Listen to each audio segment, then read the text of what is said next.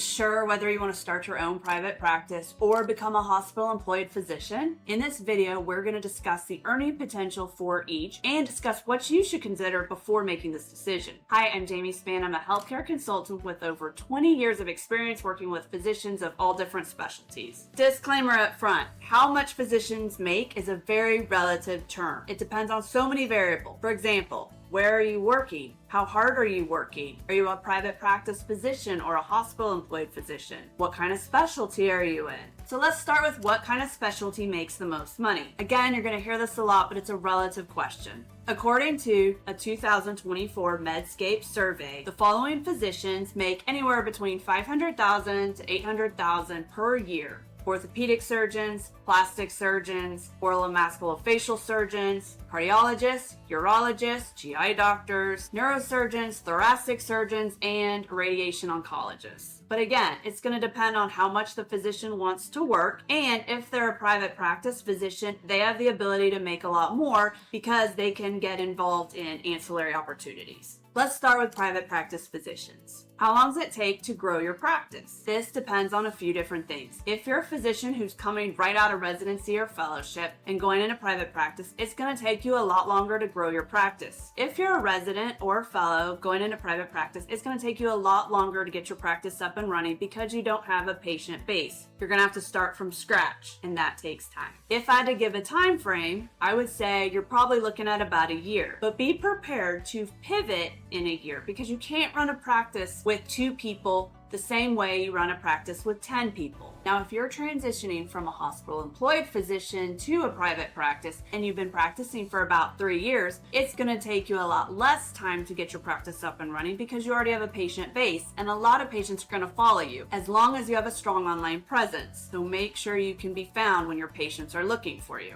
Now let's talk about how much does it cost to start your own practice. This is going to depend on what type of physician you are and what you're going to be doing in your practice. For example, if you want to have a basic primary care practice, then it's probably going to only cost you about $150,000 to start your practice. However, if you're going to be an interventional pain management physician or another type of physician that wants to have a procedure room, you're going to need a lot of large, expensive equipment, and then you're looking at about $400,000 or so, depending on what types of equipment you're going to be getting. If you want more information on this topic, check out the video I did called How to Access Funding for Private Practice. So the question is, should you even go into private practice? Again, this is a relative question and everyone's different. You need to do what's best for you, meaning you got to figure out what you want. Think about the kind of lifestyle you want to have and what's important to you. Think about how hard you want to work. Are you okay with dealing with staff and HR issues? You have a plan on how to market yourself. Are you flexible and tenacious? So let's discuss the pros of being in private practice. You don't have to deal with hospital politics unless you're actually working in a hospital to do surgery. You're in charge of your own hours and schedule. You can be involved in ancillary opportunities. You get to practice medicine the way you want to practice.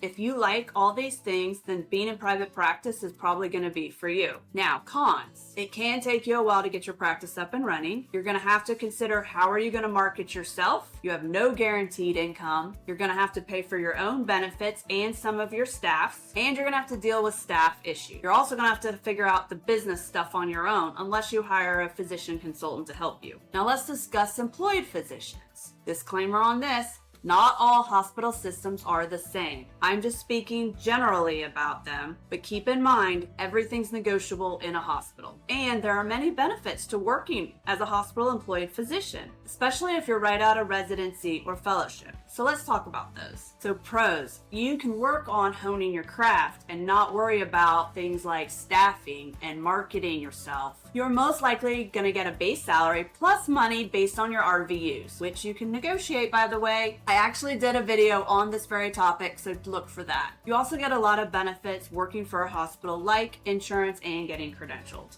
Now let's talk about cons. Usually hospitals will renew your contract after about 3 years. Many times they try to decrease your salary, but they will try to maybe increase how much you get per RVUs because they want you to work harder. Remember, use a lawyer to help negotiate your contracts. You're also going to have to deal with hospital politics. You have to play by their rules. And you're going to have to deal with the employees that they hire, and you may not get any say on who they hire. These are just a few things that come to the top of my head. If you have any more, please comment below with pros and cons of your own. Now let's talk about what traits should a physician have who goes into private practice. Usually they have a mindset of an entrepreneur. They must be willing to take risks, embrace innovation, and be a little bit uncomfortable with the uncertainty. They're open to trying new things and new ideas on how to help their practice. They're open to hiring people like consultants who can help their practice. They're hard workers, they're very driven, and they have the ability to be a little bit flexible. I hope you found this helpful as I explained the pros and cons to being a private practice physician or a hospital employed physician. I hope you found this helpful as I explained the pros and cons to being a private practice physician or a hospital employed physician. If you're considering starting a private practice, make sure you check out this video where I explain the 6 factors you need to know and consider before you start your practice. If you're interested in talking to me,